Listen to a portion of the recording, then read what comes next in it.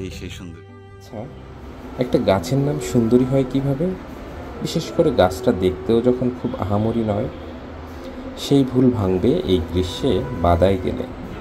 বাদা অর্থাৎ বাদাবন সুন্দরবনের আদি নাম। বন সংলগ্ন গ্রামের অধিকাংশ প্রবীণরা এখনও বাদাই বলেন সুন্দরবনকে, যেখানে অজস্র ফুলে শোভিত এখন এই গাছগুলো। সুন্দরী, যে নাম থেকেই নামকরণ বিশ্বের সবচেয়ে বড় ম্যানগ্রোভ বন সুন্দরবনের।